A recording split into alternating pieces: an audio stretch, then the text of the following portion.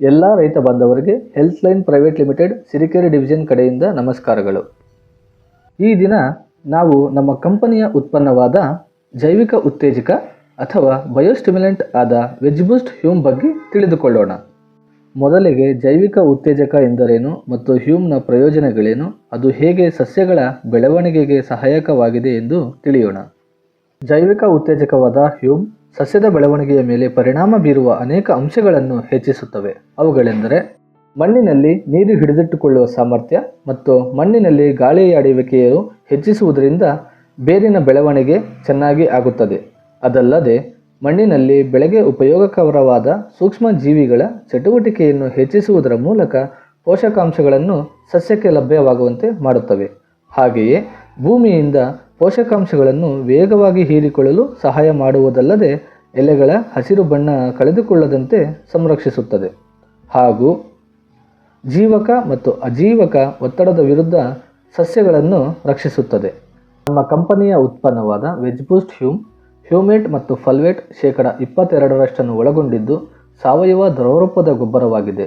ಇದು ಭೂಮಿಯಲ್ಲಿನ ಸಾವಯವ ಅಂಶವನ್ನು ಸುಧಾರಿಸುವುದಲ್ಲದೆ ಉತ್ತಮ ಇಳುವರಿಯನ್ನು ಪಡೆಯಲು ಸಹಕರಿಸುತ್ತದೆ ಮತ್ತು ಎಲ್ಲ ತರಹದ ಬೆಳೆಗಳಿಗೆ ಬಳಸಬಹುದು. ಕೋಲಾರ ಜಿಲ್ಲೆಯ ಮಾದಮಂಗಲ ಹಳ್ಳಿಯ ಸುದೀಪ್ ಎಂಬ ರೈತರ ಸೇವಂತಿ ಬೆಳೆಗೆ ವೆಜ್ ಬೂಸ್ಟ್ ಹ್ಯೂಮನ್ನು ಸಿಂಪಡಿಸಲಾಗಿತ್ತು. ಇದನ್ನು ಎಕರೆಗೆ 250 ml ಶಿಫಾರಸು ಮಾಡಲಾಗುತ್ತದೆ. 1 ಲೀಟರ್ ನೀರಿಗೆ 3 ರಿಂದ 5 ml ವೆಜ್ ಬೂಸ್ಟ್ ಹ್ಯೂಮನ್ನು ಬೆರೆಸಬೇಕು. ಬೆರೆಸಿದ ಮಿಶ್ರಣವನ್ನು ಎಲೆಗಳ ಮೇಲೆ ಸಿಂಪಡಣೆ ಮಾಡಬಹುದು ಅಥವಾ ಹನಿ ನೀರಾವರಿ ಪದ್ಧತಿಯಲ್ಲೂ ಸಹ ಕೊಡಬಹುದು. ಎಲೆಗಳ ಮೇಲೆ ಸಿಂಪಡಣೆ ಮಾಡಬೇಕಾದರೆ ಯಾವಾಗಲೂ ಮುಂಜಾನೆ ಅಥವಾ ಸಂಜೆಯ ಸಮಯದಲ್ಲಿ ಸಿಂಪಡಿಸಬೇಕು. ಇದನ್ನು 25 ರಿಂದ 30 ದಿನಗಳಿಗೊಮ್ಮೆ ಬಳಸಬಹುದು. ನೀವು ತೆರೆಯ ಮೇಲೆ ಗಮನಿಸಬಹುದು. 3 ಸಿಂಪಡಣೆ ಮಾಡಿರುವ ಬೆಳೆಗೂ ವೆಜ್ ಬೂಸ್ಟ್ ಹ್ಯೂಮ್ ಬಳಸದೇ ಇರುವ ಬೆಳೆಗೂ ಇರುವ ವ್ಯತ್ಯಾಸ. ವೆಜ್ ಬೂಸ್ಟ್ ಹ್ಯೂಮ್ ಸಿಂಪಡಣೆ ಮಾಡಿರುವ ಬೆಳೆಯಲ್ಲಿ ಹೆಚ್ಚು ಹೂಗಳಿದ್ದು ಮತ್ತು ಹೂವಿನ ಗಾತ್ರ ಕೂಡ ಹೆಚ್ಚಿದೆ. ಆದರೆ ವೆಜ್ ಬೂಸ್ಟ್ ಹ್ಯೂಮ್ ಬಳಸದೇ ಇರುವ ಬೆಳೆಯಲ್ಲಿ ಸಸ್ಯದ ಬೆಳವಣಿಗೆ ಕೂಡ ಕಡಿಮೆ ಇದ್ದು ಕಡಿಮೆ ಹೂವುಗಳು ಮತ್ತು ಹೂವಿನ ಗಾತ್ರ ಕೂಡ ಚಿಕ್ಕದಿದೆ.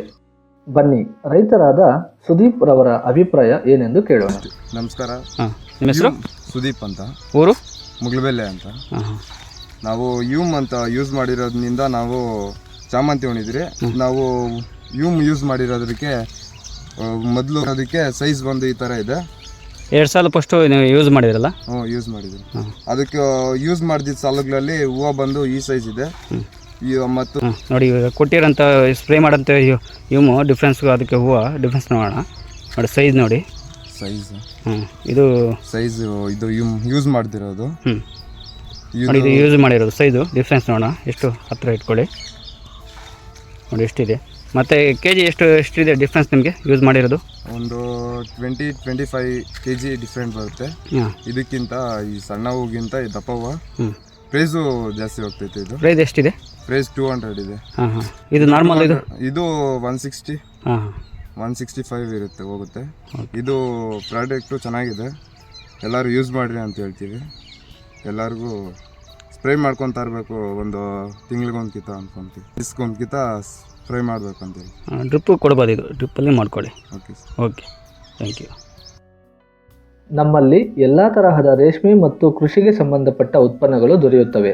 ಹೆಚ್ಚಿನ ಮಾಹಿತಿಗಾಗಿ ತೆರೆಯ ಮೇಲೆ ಕಾಣುತ್ತಿರುವ ಸಹಾಯವಾಣಿ ಸಂಖ್ಯೆಗೆ ಕರೆ ಮಾಡಿ. ಧನ್ಯವಾದಗಳು.